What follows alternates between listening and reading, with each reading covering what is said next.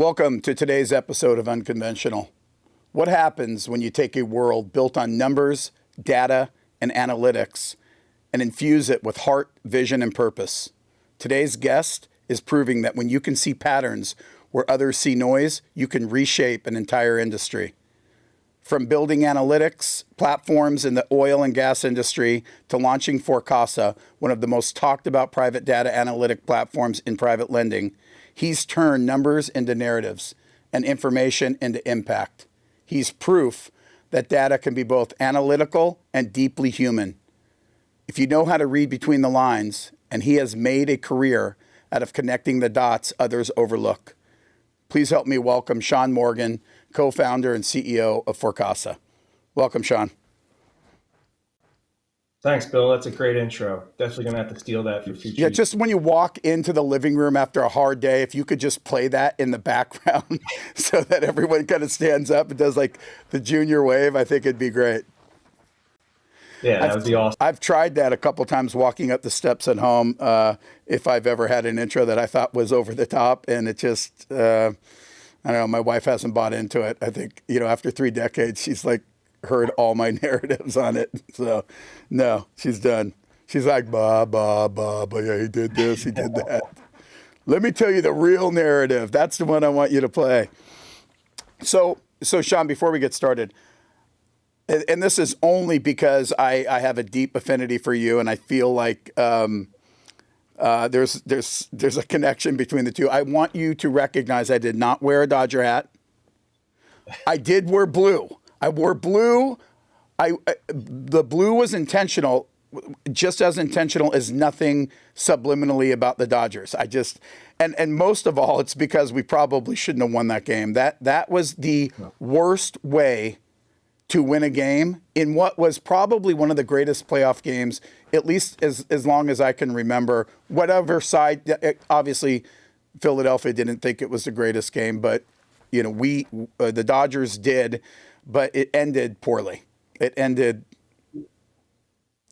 Yeah, it was a tough game. It was a tough week for Philadelphia fans. The Eagles lost the same night. Penn State lost and then subsequently fired their coach. So there's a lot of stuff going on. I mean, I don't want to say that I was on the wrong side of that Eagle Giant thing, but I didn't see that coming. That was that was heartbreaking for my pocketbook.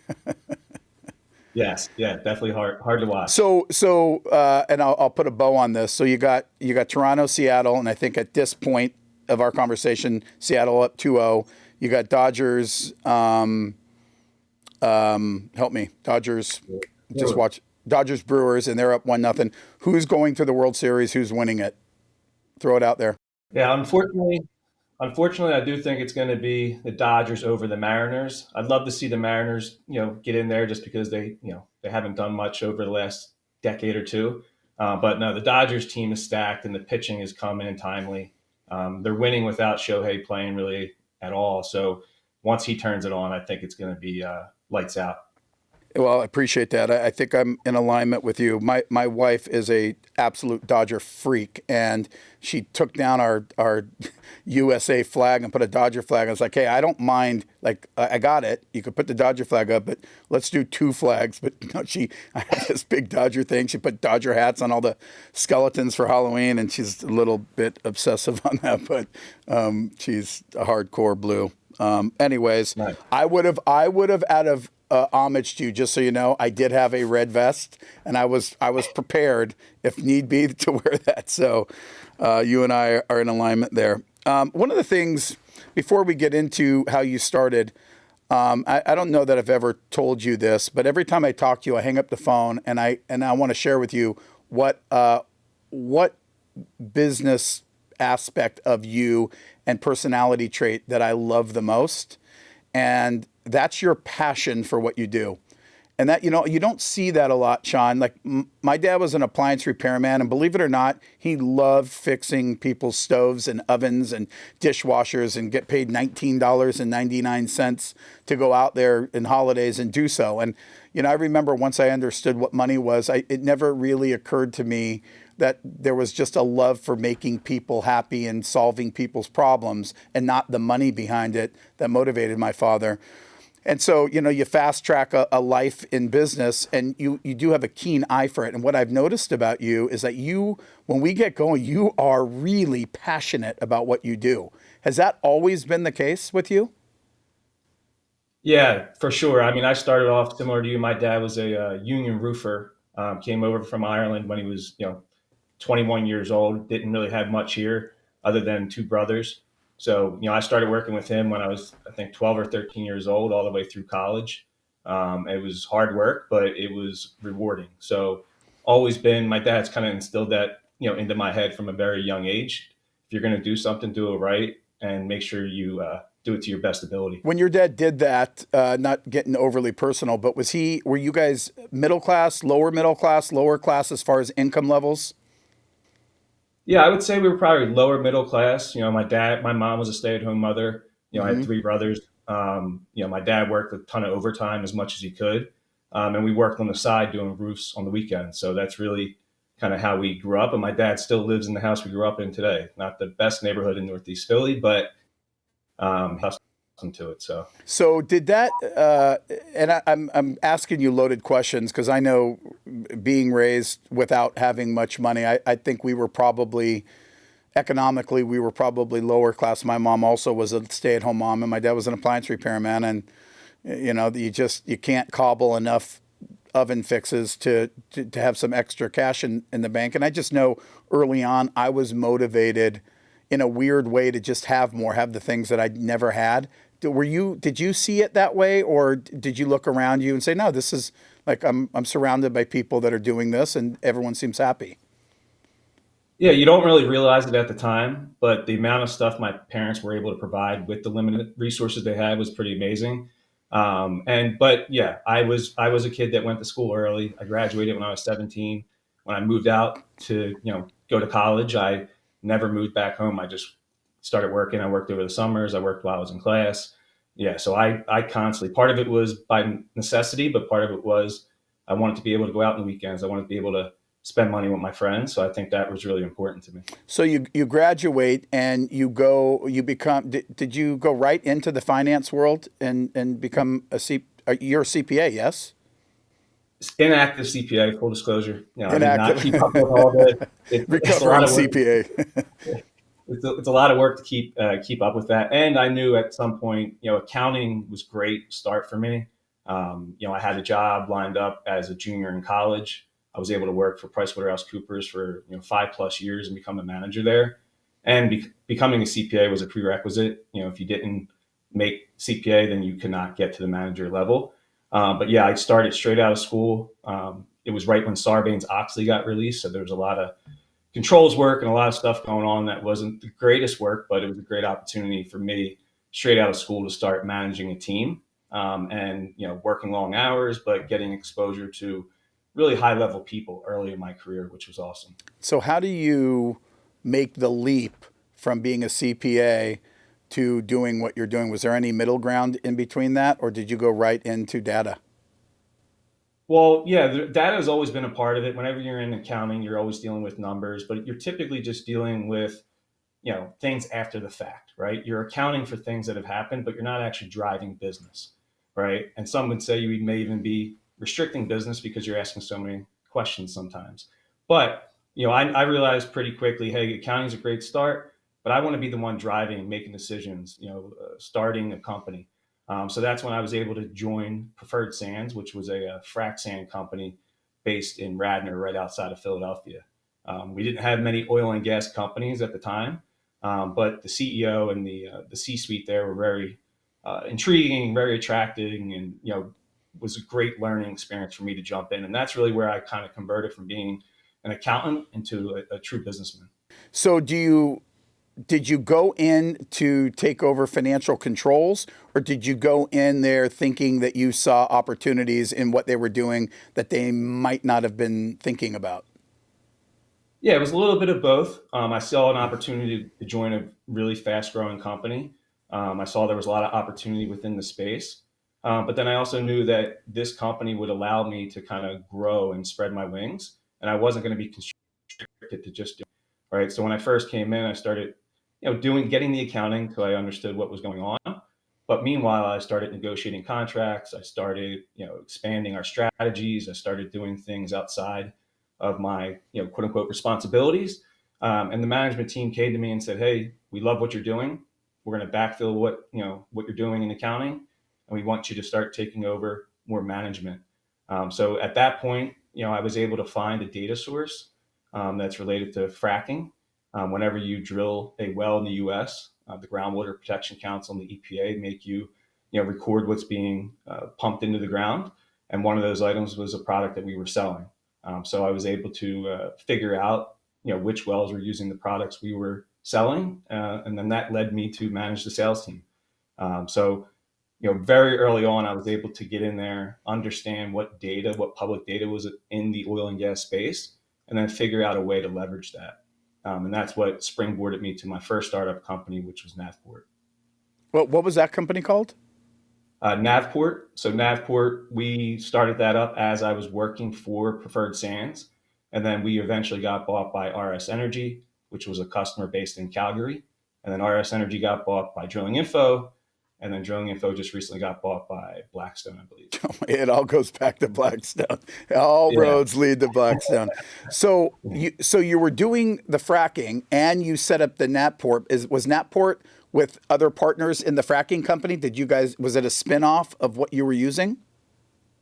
Yeah, 100%. I was able to first. We were using the product internally for as a logistics and selling, analytics tool. But then I saw that there was a bigger opportunity to take that product that we've created internally and market externally. So the CEO, Mike O'Neill, at the time was gracious enough to allow me to kind of take a few folks with me and start up Navport. So we carved out. I was still in the same office physically for the first probably 6 to 12 months, and then we expanded out, got our own office space, and really started growing the team to a point where we got it to a big enough point, and our customer was really excited to try to join forces. And it was a great opportunity. I think once Navport was bought by RS Energy, we were able to do like a 10x return on the total combined businesses. So, did you take what was a competitive advantage from your fracking company, spin it out, and then market that to your competitors? Or was Yeah, it, 100%. But I did have certain people I couldn't sell to for a period of time. So I made an agreement with the CEO that there would be a select group of competitors that I wouldn't sell to, for experience for a certain period of time. okay, so you have a competitive advantage. He earmarks some people that he doesn't like playing in the sandbox with, and that so that you cannot sell that to them. And then you go and market it to the rest of the free world because you know that it's a gigantic value add. Even now, does that value add end up impeding on your core business at all? Or no, what you guys got to capitalize on that. They were going to capitalize on theirs just using technology and data. Yeah, a little bit of both. I mean, there was definitely enabling the competition a bit, but we had given our company the kind of leading edge by getting in early and being able to get more out of the analytics tool that we had provided. So yeah, we were selling to chemical companies, we were selling to frac sand companies, we were selling to terminals that house frac sand. There's a whole giant supply chain network that surrounds the actual drilling of the well. I mean, and I guess truth be told, Sean, the argument is the underbelly of that whole thing was data, and you're extracting that data and interpreting that data in a way that you could monetize. Is that right? Yeah, 100%. It had a lot to do with the way that things are classified, and there was a whole science to it. So we were just able to figure that out and hire the right people to really take opportunity there. So you 10x that deal, and then do you say, what am I going to do next? Or did you already have an idea? Or like, how do you get into where you are today? Yeah, well, I mentioned earlier my dad was a union roofer. He took an early retirement, and at that point, I had a little bit of money I could play around with. So I was going to the Philadelphia sheriff sale auctions and buying properties in the neighborhood I grew up in, and then leveraging my dad, my brother, and a handful of other friends that I had to start flipping properties. So I did about 10 properties in Philadelphia, but the idea was never to be a flipper long term. I still hold some investments for rental purposes, but the idea was to get in there and understand how can we identify a problem in the real estate space that we can potentially help achieve. So we got into it, started looking at the different data sets that were around, and realized, hey, there's a lot of public data here, but it's really messy. It's really hard to figure out what's going on. And when you got into the investor side, it was even more difficult because a lot of these folks are operating under different names, and they're not people that you may hear about every day in the on TV commercials or whatnot. So we decided, hey, we are really good at data and analytics. Why don't we take our skill set and now apply it to real estate, but specifically focusing around business purpose lending? That I was mean, really the idea of how we got into I that. mean, it's kind of like I'm following along on the storyline, but how you go from, hey, we're going to go buy some properties at the courthouse steps, we're going to beautify them and flip them, and there's going to be some information in there that we are going to find valuable. And we're going to put our nose into some other areas, and there's a business opportunity here. And then recognizing that the BPL space, right? Because you got conventional, you got like true hard money, right, Tony, on the corner. You got non-QM, you got BPL. So you had kind of a quadrant of opportunities in lending, and you kind of migrated to the BPL spot of it, right? Was there a particular reason that led you to that? Yeah, just from my prior experience, I always realized B2B was much better than B2C. So sometimes I feel like when you get into the residential conventional space, like that's already inundated with a bunch of different data analytics providers. There's people that are targeting realtors. There are people targeting, all those folks, and that really wasn't our focus. We got into it. We started looking at the data, and we just realized there's a lot of investors that are out here buying and selling properties. And then we came across the lending side because we realized, a lot of these investors we were looking at, we didn't recognize who the lenders were, right? And that's really when we started digging in and realized, hey, there's a lot more lenders that are active in this space than we ever realized. And that's really what we found attractive because even in the oil and gas space that we operated in, if you weren't working with the Halliburtons, the Schlumbergers, the Baker Hughes of the world, you could be missing out on 50 to 75% of the market in private lending. Even the Kiavis of the world still have a very small percentage of the total pie, Yeah. and then there's a huge, basically, swath of regional, local lenders that may only operate in one or two states. So that was really what kind of attracted us was just the diversity of the folks involved in this space. So you get up to a dozen properties. You're learning that process. You're learning who the players are, who the lenders are, who the flippers are, and have you got a clear idea in your head at that time? I'm going to start a company around this data, and here is going to be my customer base that I'm going to target, and I have to figure out how to monetize the interaction of the value I'm bringing in terms of the data that I'm tossing up and extrapolating something that is worth what they're paying me for. Like, is that kind of the way you were thinking about it? Well, yeah, and I mean, it definitely wasn't just myself. I have three great co-founders: Kyle Welch, Chris Patterson, and Bobby Hodges. We all kind of just sat down. I still remember we went to this bar that's no longer open downtown Philly, and we just sat around and said, "Hey, we're pretty smart. We see there's some opportunity here. Let's try to figure out how to create a business and create an environment that we want to play in." And that's really what we were able to do. We were really lucky early on to link up with Ezra at IceCap. He was our first customer ever, and really provided us with a lot of guidance along the way. And that's really how we got to the point we're at today. Even though I personally flipped properties, I really didn't know anything about the private lending or business purpose lending space until the last 5 or 10 years. So it's really just by listening to the folks that are in the space. What are the problems they are running into? Where can we potentially help? And that's really where we drove our roadmap and put it together. So was it Forecasa from day one? It was Forecasa from day one. You're seeing I'm wearing the OG shirt I, here. I, I We've like since it. we've since changed. Yeah, originally it was forecasting. I was buying foreclosed properties, so that's where like some of the naming came from. We always liked the Spanish flair. I love Puerto Rico. I travel to Puerto Rico a lot. My wife's a big surfer. She goes to Costa Rica and different places. So yeah, we wanted to have kind of a Spanish flair, but also something that was simple to understand and simple to to associate to. So the definition again for Forecasa is forecasting. Is that And kind then of the casa idea? is home. Yeah, and then casa home in Spanish, so it was kind of like Forecasting your home. Okay. forecasting homes, I basically. love that. Yeah. So you guys literally did you whiteboard? The four of you guys go on the whiteboard and go, okay, hey, here's who we think our target audience is. Here's what we think we can deliver.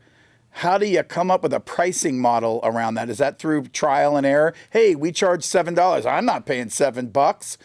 I wouldn't pay more than $5. Okay, we'll charge $5, and then kind of test them. Like, how do you do that?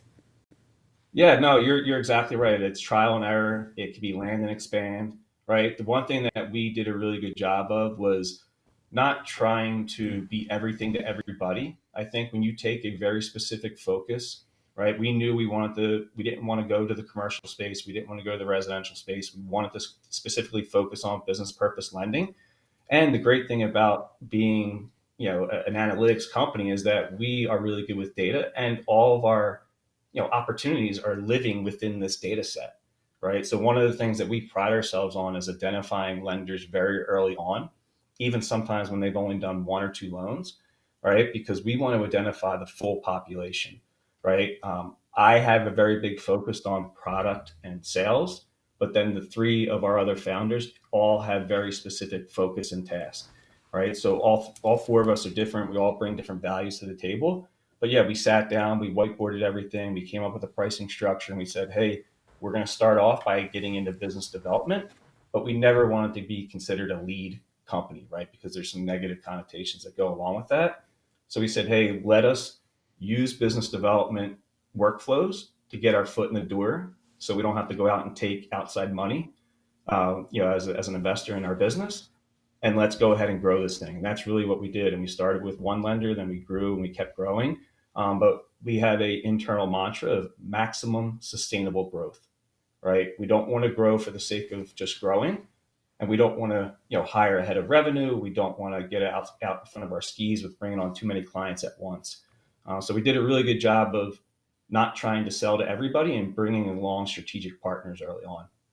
So it sounds like if you four were my board of directors, you wouldn't have recommended me standing up CV3 with Oh, 155 employees and no loans. Were you oh, guys going, that guy is an idiot? He's exactly no, the no, no. opposite of what we're doing.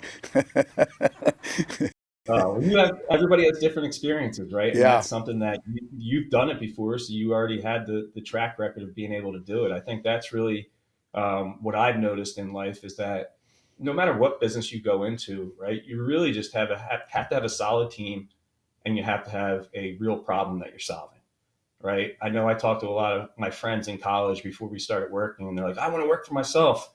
I'm like, "Well, what are you going to do? You don't know anything." Right? So it's like You don't know you have anything. to know something. Yeah, like you have no experiences, right? So, going out there, being an accountant for 5 years, going and working in the frac sand company, there were a lot of experiences that I had that, I'm just looking, hey, this is going to help me long term, and thankfully it paid off.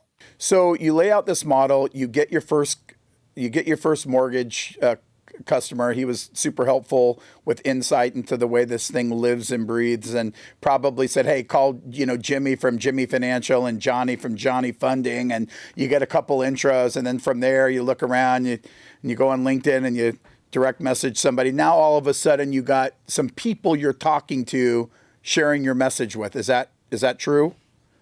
You get A some hundred people. percent, Yep. And a what hundred year was percent. that?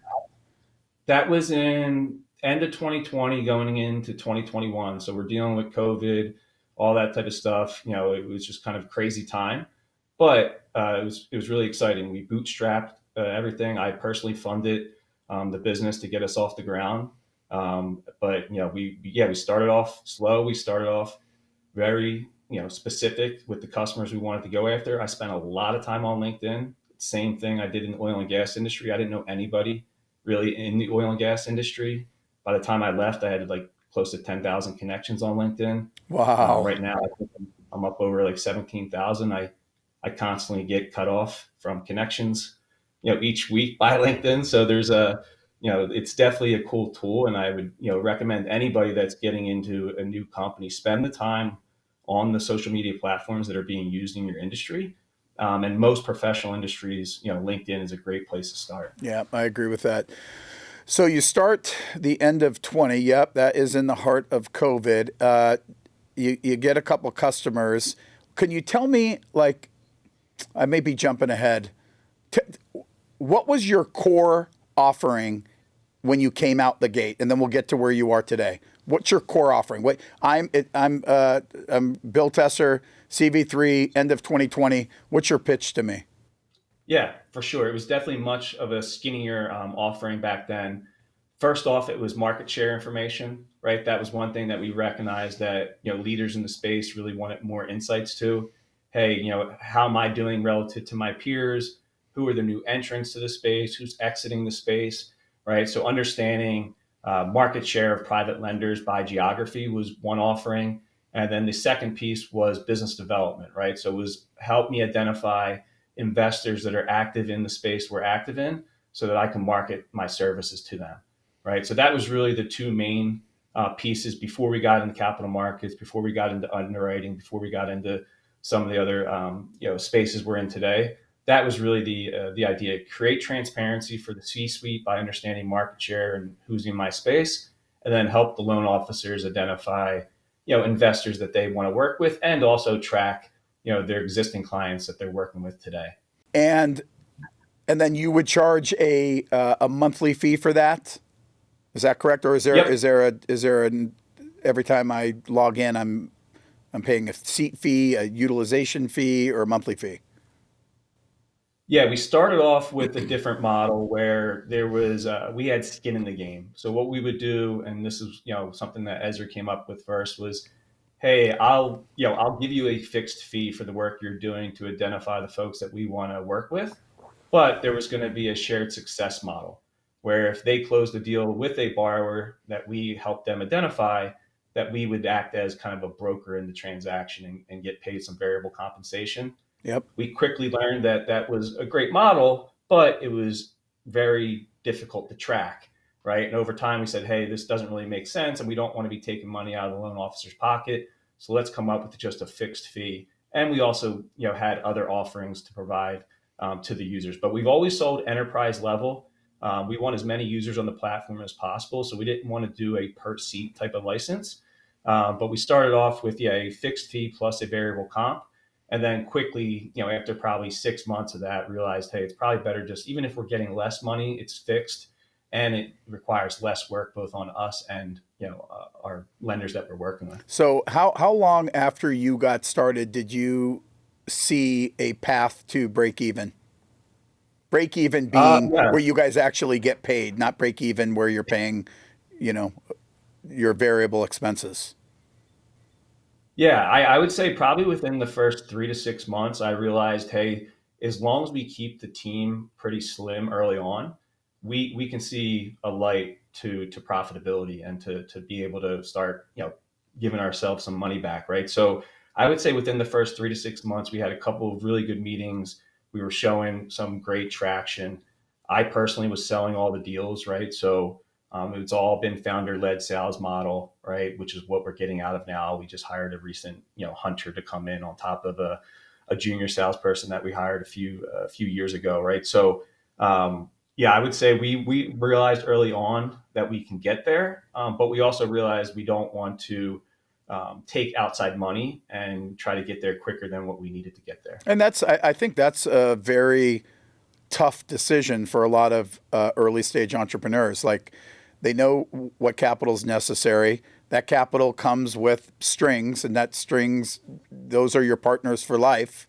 And it is a difficult decision for many entrepreneurs to make, to say yes or no on that. I think the ones that say yes really, really need to know who they're waking up to in the morning, because Christmas morning is a lot different than D-Day, and you want foxhole partners, not birthday celebration partners, and I think I always find it interesting when people choose to go one path or another and why. And so I get what you're saying. And I think it speaks volumes for the partnership that you four had, because I could see where one of the four may not want to go down the line suffering, not kind of making the income that they're either accustomed to making or capable of making, chasing a dream that with no guarantees, like no No, guarantees. 100%. Our team has definitely, had to take some haircuts on what we could otherwise be paying or getting paid, if we went to bigger companies. And everybody was locked in from the beginning. And, it was really a joint decision, right? But I think everybody was locked in, everyone was bought in. And I would definitely tell you, you have to be a certain type of mentality to be in a startup culture, right? Some people were just made to work at bigger companies, right? Not to say that they're not adding as much value. It's just different, right? I love the startup environment. I love the startup culture. That being said, my hair's silver for a reason, and I'm probably, cutting some years off the life by doing it. But it's kind of do it your own way, right? You don't have to answer to anybody. We don't have to sell a deal on September 30th to hit a quarterly number if it's going to make more sense to close that deal on October 15th, Yeah, right? So we've always kind of had that mentality, and trust me, I've learned along the way that if you don't have a good partner, specifically around your finances, you can get yourself into some sticky situations. for sure. So, Sean, like if you think about from the time your offering of geo coverage and having people get access to who's doing what, how has that changed from when you rolled out Forecasa then and now, and what kind of coverage do you have in terms of access to accurate information? Yep. So yeah, good news is today we have 99% of all the mortgages, or 98% of all the mortgages originate in the U.S., 99% of all the deeds. But yeah, when we first started out, we really took a population centric focus. So we started off with the largest, counties in the United States, and then we got to a point, where we had about 70% of the U.S. population covered. But we realized, hey, there's thousands of these tiny counties out in the U.S. that we could eventually go grab ourselves. But we said, hey, there's other, partners out there that we can team up with. So we evaluated what was out there. We teamed up with a few third parties, to kind of backfill some of that missing data. So yeah, today we started on the East Coast and we started going south and west. But the good news is today we do have, almost 99% You coverage. don't have Hillbilly Avenue in the lower parts of Kentucky. You haven't got the information from that one. Yeah, there's That's still some counties out there that don't even have digital data, which is kind of surprising this day and age. But that's what we're dealing with. so. One of our mantras at CV3 is getting our belt back. In Oldco, we were number one in the space with volume, and we had to, like, we felt very proud of that, wearing the heavyweight belt. And so we've throughout our organization, it's getting our belt back. And so the first couple quarters we come out, we're not even on the report, and we shouldn't be on the report because we're plugging in computers and hanging up pictures. And then you get to the very bottom of the report and we see a name, and as we go up, I read the report. The report is meaningful to me. First thing I always do, and I know you probably get a call from Matt, is I go and I look at our quarterly numbers, and if it's off 13 units, hey, call Sean, let him know he missed Hillbilly Avenue in Kentucky. I need those. I Yeah, need those no, but 13. That's a spot in the list. that's sometimes when people ask me, like, how do you know whether or not the data is complete or not? And I say, well, our customers will be sure to call us out, on it if it's not. And Matt and I, we were able to identify an issue that we uncovered in Georgia, where there was some wonky stuff going on, right? So yeah, so that's what you get when you're in this space, is that there is no true regulator of this data, right? The counties are recording the data, but they're just recording what's being pushed to them, right? So what we're trying to do is say, hey, how can we create transparency, in the underlying data sets that we're looking at? Do you? You might. I can't recall this. You do units. Do you do volume as well? Yes, we do volume as well now. We have dollar volumes on all the transactions, so you can look at it by volume or by units. Depending on which market you're in. Some lenders, are going to be, averaging a million plus in average loan size, versus like the Kiavis of the world are going to be in the 250 to 300s, right? So yeah, looking at things by units and volume can be very different depending on the lenders that are active in those markets. Yeah, I guess for some reason I remember the units. I don't remember seeing the volume, but maybe it was on there. I look at a lot of reports. I love the report that comes out through you guys. I think it's very detailed. It has a lot of coverage, and if you're moving in the right direction, it's badass. If you're moving in the wrong direction down, you don't want to see that out there. But it keeps us on our heels and moving forward. If you were to bump into me today, and I didn't know anything about Forecasa, but CV3 was who they were, and we had the geo coverage that we did doing what we did, what would be your elevator pitch for me on why I would need Forecasa in my life? Yeah, so I mentioned earlier we started off very focused on business development, kind of market share, information. We've since kind of grown into the underwriting and processing space, right? So not only are we identifying opportunities for folks to grow, we're also identifying potential risk, right? And whether that's just verifying flip experience for a borrower that's new to your organization, or if that's uncovering, hey, this borrower has had some potential trouble with other lenders, and I need to know about that going into it, right? Because what we found that when we got into the underwriting space is that if a borrower does go delinquent on a loan with a private lender, it's typically not being reported to the credit bureau, similar to how a bank or a credit union would do it. So there was kind of this gap that we identified and said, hey, how can we create transparency in this otherwise opaque space? So really, it's all about not just identifying ways to grow an opportunity, but also ways to identify potential risk in either the current portfolio that you have or potential new clients that you're looking to bring on. So separate and apart from who you are in the marketplace by units and volume, and where you stack up against competition, by state or nationally, you offer a service that can immediately determine like a tier status of experience with a potential entity or borrower? Exactly. Yeah. Most folks are getting a list of addresses, a list of entities that they have to then verify. And what we found with a lot of the lenders we work with is that they were using a variable, pricing model to have to look that information up. So if a borrower comes to them and says, "Hey, I flipped these 10 properties," they may spot check 3 of them because they're getting dinged every time they look up a property. Whereas when you do it in Forecasa, it's enterprise level. So you can come in, instead of only verifying those 3, let's verify all 10 to make sure that there's not something we're missing, right? So yeah, folks are using the platform to come in and see, hey, this investor bought the property, they financed it, they sold the property and got released, or they converted it into a 30-year DSCR loan. So that's what lenders can do today. So those underwriting teams are in the platform every day, constantly looking up properties, looking up companies to verify what they're being told by their prospect. Is that part of the enterprise offering of a monthly fee, or is that a per unit charge? No, that's part of the enterprise level fee. That's really what we're all about, is coming up with a fixed cost so that our customers don't have to, wonder each month what their bill is going to be. So yeah, we get in there, we provide enterprise level, as many lookups as you want.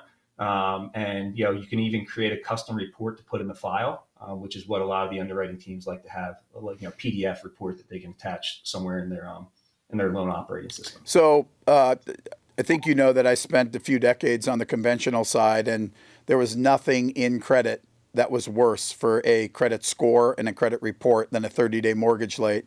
And I do remember when I came over to the BPL space, how foreign that concept was to me, that nobody in the industry reports. And I remember like early on, the first few months, I was thinking, of course we should report. We should report for us, we should report for the borrower, we should report for everyone else in the industry. And I remember being told early on, like, you will be an outlier if you institute that methodology in this space. It doesn't work that way. And so I acquiesced, and we didn't. And as it turns out, 25,000 loans later, I've we've coined a phrase that's called like strategic lates, meaning you lend to a borrower, they do what they're supposed to do, they pay on time, they enter into a 60-day escrow, and they just figure, you know what, I'm not going to make the last payment or two payments, whatever it is. It'll settle out. I'll pay the default interest. I'm on to my next deal because it's not going to affect their credit, and everyone's getting paid as agreed. And so like we've focused most of our energy and effort around 60 plus because after 60 there's a problem. It's not a servicing transfer. It's not strategic. It's not, I didn't have the ACH right. It is actually problematic. How can you guys, like you mentioned it, how do you guys bring value to lenders from a bad actor perspective? Like what are you monitoring? Yeah, for sure. So what we're looking at is variable depending on the jurisdiction that you're in. But we look at what we call pre-foreclosure filings. So it could be a lease pendens, it could be a notice of default, it could be a notice of trustee sale. There's all kinds of different actual filings. But we know which ones are filed by each jurisdiction.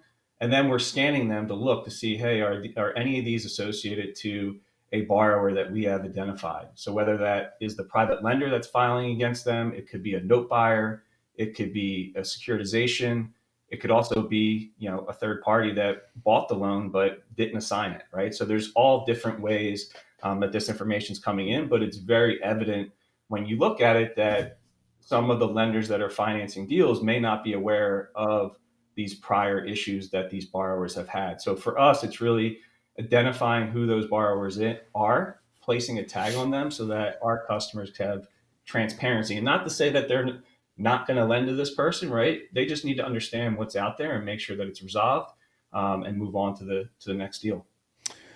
So I've been saying now, where are we? We're 25. So I've been saying for since I've been in this space, to call it 9 years, that, and we've watched from our seat, we've watched other lenders give financing to folks that we knew committed some form of mortgage fraud, whether it be bank statements, entity fraud, problems with appraisals, whatever it is, whatever the story is, end it with fraud where they go on our do not lend list. We've watched other lenders lend, and I've said to myself, like, what could I have done legally to prevent that of happening? And you really can't, because you find out after the fact when it records in a competitor's name that they ended up giving Johnny Fraudster a loan. And we've talked about it a little bit, Sean, but to me it seems like if there was some national platform that like a company like yours governed, where people could upload bad actors so others could just put an entity or a name to prevent that bad actor from impacting others. Like I'm sure you're aware of that, what happened back in New York, that one borrower took like 600 loans down around the same time, and it impacted an awful lot of originators in that particular area in the East. I was with my head of capital markets in New York at the time for some meetings when that went down in the summer. And we were lucky enough to not be hurt by that. But there were a lot. If you go look at the bankruptcy notice, all the people listed on it, there's 100 lenders on there. And not just the originators, all the way through Wall Street. And so, like, how could we have prevented that? And listen, we every day when you do 5,000-6,000 loans a day, or 5,000-6,000 loans a year, you're going to find bad actors. How could you share that information with other folks to avoid them being impacted from those entities or individuals? Have you ever thought about that? No, 100%. And I did, specifically look into that case, and there were some early indicators. There were some deed transfers. There were some things going on that, um, didn't look, it just looked a little bit suspicious. But that being said, you really have to, when you think about fraud, and this goes back to my, CPA days, is, you always have the fraud triangle, right? And there's always three pieces. There needs to be incentive, right? So obviously there was incentive for this guy to make money, right? There needs to be an opportunity, right? Which clearly he showed there was an opportunity. And then there needs to be some rationalization. Hey, I'm only going to do this till I get to a point, or hey, I'm doing this because these lenders are big bad people and nobody cares about them or whatever, right? There's some type of rationalization that these people make in their head to go out and do these things. But yeah, it is difficult because a lot of these folks are operating under different DBAs. Some of them may be even setting up PO boxes as their address instead of physical addresses, right? So, and unfortunately, on the East Coast, there are some more sophisticated, savvy investors out here that we just need to be cognizant of, right? Because some of these investors are going to be setting up single purpose entities for every property they invest in, and sometimes the lenders want them to do that, right? So yeah, there's definitely some things we could have seen. There's some things we're looking at right now as far as what we call maturity drift. That would not have been the case for these because a lot of the loans on the specific case were going to be DSCR, but we are also looking at what we call maturity drift. You mentioned this earlier, like 60 days is okay, but anything greater than 60, then there's issues, right? So how can we help identify potential issues before they become those issues, right? That's what we're trying to do today is become a little bit more proactive on that and see if there's any signals in the data to help us identify potential risk earlier on. And so that's really what I the team think is you're working onto on today. something there, Sean. Like I think that is something I think you could charge a per service fee. People run a name, run an entity, run something through your system, and it comes back with a thumbs up, thumb flat, thumb down. Based on all of the collection of information that to be true. It's not a guarantee, doesn't mean, but it's just like you always say, right? There's more in data than just numbers, and in this particular case, that would define, sort of that feeling. I think it is a huge gap in our industry. Even if you had kind of like the heads of the 10 families that are going to do, 50,000 BPL loans this year, we sit down and then from that we try to help others below that like massive group of $1.5 billion or $2 billion a year plus, because there's not a lot of lenders that do that sort of volume, and it just seems like it's a big miss. I think about it a lot, especially talking to smart guys like you. To me, it is a massive gap in our space and one that needs to be solved. And I can't think of anyone better to solve it than you. So please think about that. Help our industry. Like what ends up interesting about your business is the mousetrap that brought everyone to you, which was where am I, what data, who's doing what, ends up almost being like the old 7-Eleven analogy. The Slurpees they lose money on, but they'll make money on the $4 hot dog or the $6 sticker bar, whatever it is. Like this is the, hey, come into Forecasa, look at this badass report, look at what we know. Here's where you are. Let it be a motivator. But here's all the other like real stuff that could move your business. Because when you think about underwriting and you think about the bad actors and the like, those are needle moving things for a business. Like where I have to have you as part of my partnership internally. Yeah, we've noticed it with as we've gotten more into the underwriting and the processing teams, they really become daily active users, right? Some of the best loan officers are also daily active users, but they could potentially go a couple of days without logging in and get what they need out of the platform. For the underwriting team, I mean, their job is nonstop just verifying information, right? So yeah, it's been very interesting to see the variability in processes too. But at the end of the day, all lenders want to verify the experience, whether it's for pricing, whether it's for risk, right? So there's all kinds of use cases for why you want to verify it. And if we can make the team more efficient, then that just makes them freed up for doing other strategic initiatives. Yeah, agreed. Has AI worked its way into your business in any way? 100%. Yep. Not only is our data team and our teams utilizing AI today in our data models, we are also launching Lyra, which is it's in beta testing right now with a handful of our customers. But Lyra is going to be our AI assistant. It also has natural language searches involved with it, and basically you will be able to ask questions that takes advantage of our entire data set. Right? Hey, help me identify my customers who potentially might have some risk associated to them. hey, I want to move into a new market and I want to understand, well, what's the average median income?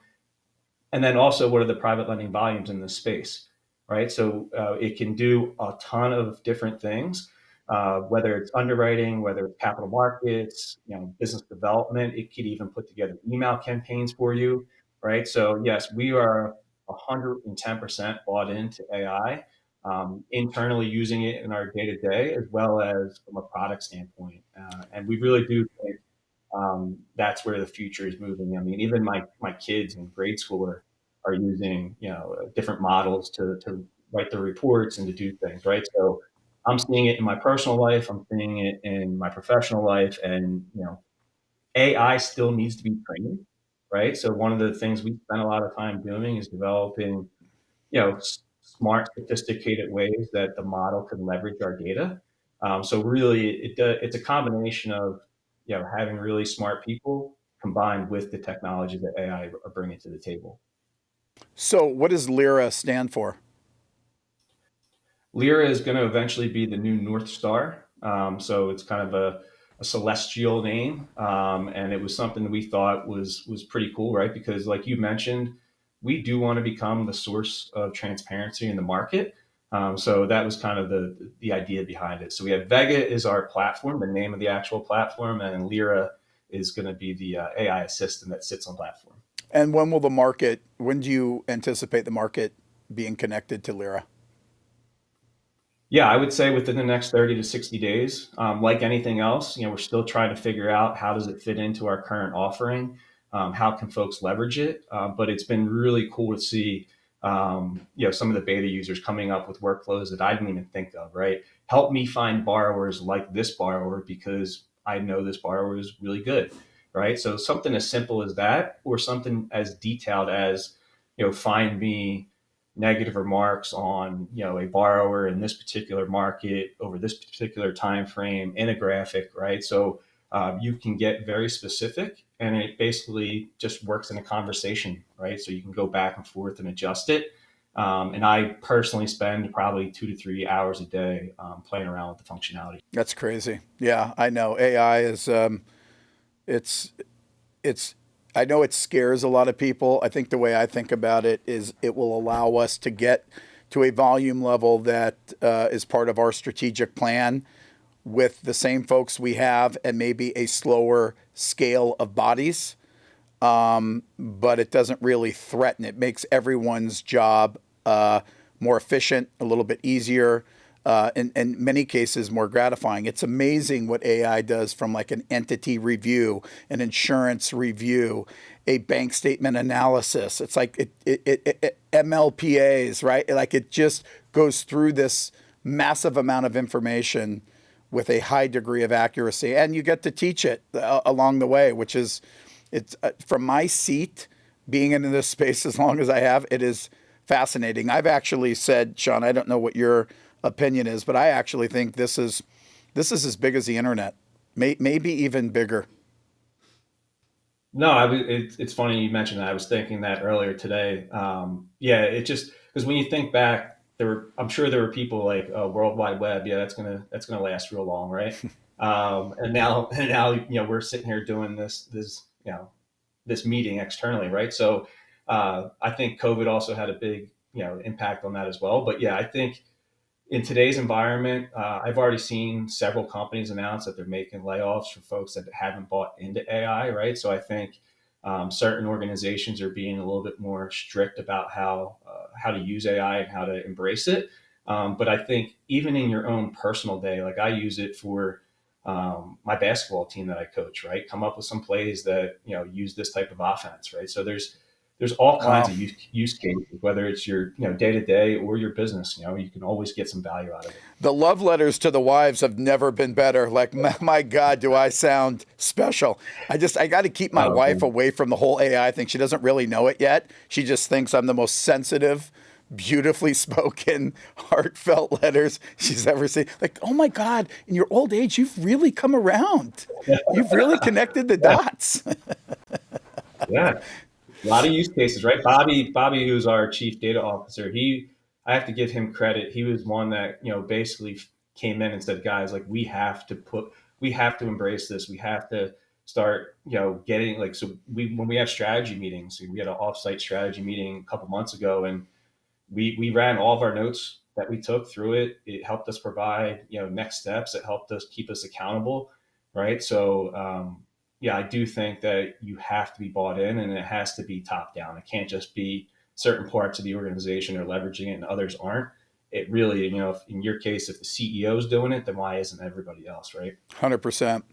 Have you ever? I always like to, just before I wrap up, to ask this question. It's something that I've done for a long time. Have you ever done a SWOT analysis? And for those at home that don't know what that is, like strength, weakness, opportunities, threat, either personally or professionally. Yeah, that at the offsite set, we did that for our business. I try to do one every couple quarters personally. But yeah, we're constantly, if you're not aware of the threats or opportunities that are out there, then you're kind of digging your head in the sand, right? So if there's a competitor I need to know about, or if there's an opportunity that requires a little bit more digging, that's really what I'm here to do as the CEO, right? I have to identify these threats and make sure that our business is set up for success. So I have seen in the past, though, that some folks just want to kind of bury their head in the sand and act like things aren't going on. That's not really a good strategy long term. And coming from the oil and gas space, which was highly volatile, right? We're talking about oil prices that were in the hundreds down to almost going negative for a time period, right? I just realized that, you have to constantly be aware of what's going on around you, right? Real estate is similar to oil and gas in that there's so many macro level things that we can't control: interest rates, tariffs, political environment, right? All these things that go on that we just can't control, right? So you have to understand the position you're in and set yourself up for success. So if you and I were to play the game for Forecasa right now, what would you? And I'm going to play along in the areas that I feel like I have an angle on. So what would a Forecasa strength be? Yeah, definitely the team. Our team is best in class. When I was assembling the team, I really wanted to make sure that we all were different and had different skill sets and could all challenge each other respectfully, right? And I think that our team has done a great job with that. So our strength is definitely in the team, not just our founding team, but our entire team. Like, Keith Green, who most of you probably have heard, he's awesome. Michael Foliano, right? A lot of these guys have been with me for a while now. They really have a lot of trust in what we're doing. So I'd say that's a strength. Our technical capabilities is another strength, right? We've done this before in other industries. I would say, a weakness Well, hold on is there. I that, get to do a yeah, strength before you go yeah, to weakness. I think your strength. I think the strength is your passion. To me, your passion helps your team stay connected with your vision. And I'm not taking anything away from your other three partners. I know you, and so that's my observation. I think your passion is incredible, and every leader should have that before they decide to put their pants on, boots on, and get out there and challenge the day. So now we go to weakness. Go ahead. yeah. I would say, weakness today is that we don't know what we don't know, right? None of us are quote unquote experts in the space, but again, a lot of times we're listening to our clients. So I would just say, we're continuously learning. We're doing a lot of, discussions with our clients to get smarter about what we're doing. But I would say, that could be a potential weakness.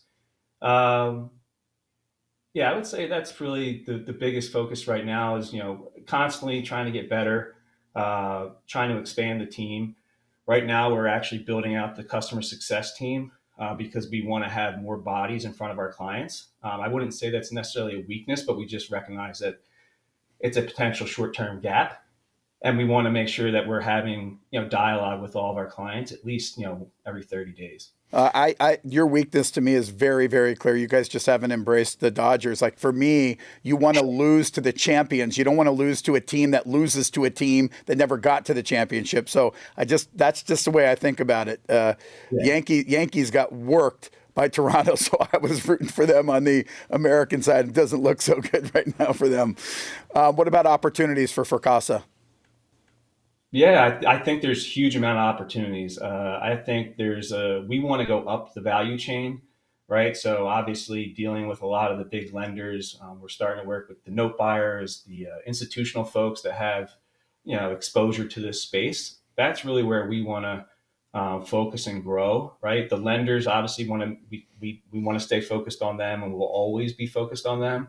But we think there's a lot of opportunities in the institutional space.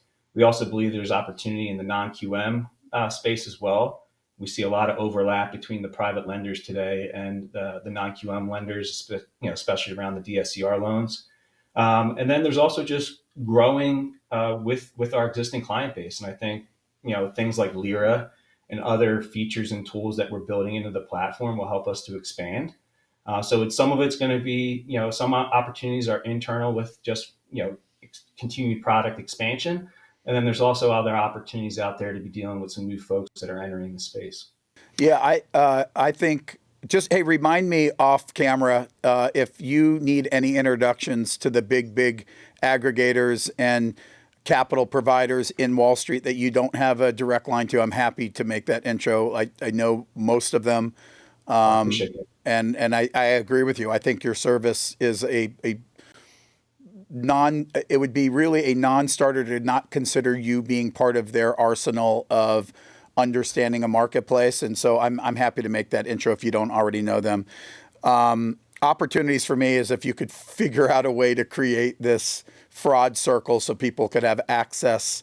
I think it's a winner. I think people will pay for it. It's kind of like a must-have, not a would like to have. And so keep that in the back of your head. And then lastly, threats. Yeah, threats. I mean, there's always going to be threats out there. Are we growing too big? Or are we hiring people that may not fit the right culture? Right. Those are the type of threats that I'm concerned about. Making sure that we're building out the right team. There's also just market threats. What if interest rates all of a sudden just go skyrocket, right? And it impacts our customers' ability to lend in the marketplace, right?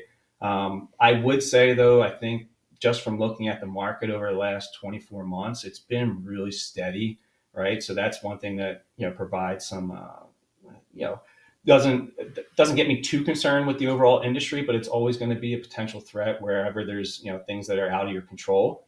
Um, and then there's always threats of competition that are out there, right? So we're not ignorant to that as well. We want to make sure that we remain best in class. And the only way to do that is to continue to expand and evolve by taking customer feedback and turning that into, actionable insights. Well, it is interesting, Sean, because I actually think the threat is, I think your threat would, from my vision, would be you staying connected to your customers, because I think you're a special part of this organization. Your other three partners are going to watch this and go, this is all a crock of shit. He has no idea what I do, but I actually know what you do, and it matters. And I think people view this industry really in two segments: relational and transactional. And I've had folks that don't understand the relational aspect of you and I come to me with other services that may have a different angle, have a different thing, and or maybe cost different. And my hockey puck shot back in that direction is I have a very relational. I want to know it. We should talk about it, but I think loyalty goes a long way, and I think the relational aspect, which you have created at Forecasa, at least for me and my organization, speaks volumes. And so don't ever lose that, no matter how big you are. Stay connected to those folks that kind of helped you along the way in believing in your business, because I think you are a differentiator, and you should know that. No, I appreciate that. Appreciate that a lot, Bill. Again, if you ever want me to introduce you to family, I'll be coming down the hallway. You may know him as Dad. Oh man, I'm gonna have to sign you up for Cameo. Hey, before we say goodbye, you told me something that you say to your kids when you drop them off every day, and I hung up our conversation, and I said, like, son of a gun. Like, that is the coolest friggin' thing I have ever heard, and so needle moving for a young, impressionable mind. So share with the folks what you tell your children every single day when you drop them off for school. Yeah, listeners and learners are leaders, right? And we, every day we drop them off, we say that just so that it kind of stays fresh in their mind. I have a 13-year-old son, 11-year-old daughter, and about to be 9-year-old son. So they're very impressionable at this age. But you see it, you see them being leaders in school. It's really exciting. That's so awesome. I love that. That I will always have that phrase every time I see, converse, or hear about Sean Morgan, and I think it's an awesome thing to have as a father. So thank you for sharing that. If people want to get a hold of Sean Morgan or Forecasa, how do they do that? Yeah, you can just email me, Sean, Sean, at forecasa.com. You can also check out the website, forecasa.com. I'm on LinkedIn pretty regularly, so you can send me a message there as well. But yeah, I'm always available, even if it's, hey, just want to have a call and talk about what you do, just so I can learn. I'm always willing to take that call, just because I'm continuously learning myself. Yeah, my pitch for you is, if you don't work with Forecasa, or you haven't had an opportunity to speak with Sean Morgan, and you're in our space, you're doing your company and you're doing yourself a disservice. You have to figure out a way to incorporate these unbelievable minds into your core business, and you need to do so immediately. Sean, I want to personally thank you. Like, it is always a pleasure to talk to you. I learn something new every time. I'm honored to be a partner with you, and appreciate everything Forecasa has done for CV3 and all of our employees. Thank you so much. No, thank you, Bill. Thanks for inviting me here. This was great. The team's great, and I really appreciate the opportunity. Thank you, Sean, and thank you for Casa. Every story reminds us that being unconventional isn't just about business. It's about people, purpose, and possibility. At CV3, that's what drives us every single day: to think differently, to lead by example, and to help others thrive. Follow us on social at CV3 Financial and see how we're redefining what it means to do things differently in real estate investing and beyond. Go be unconventional.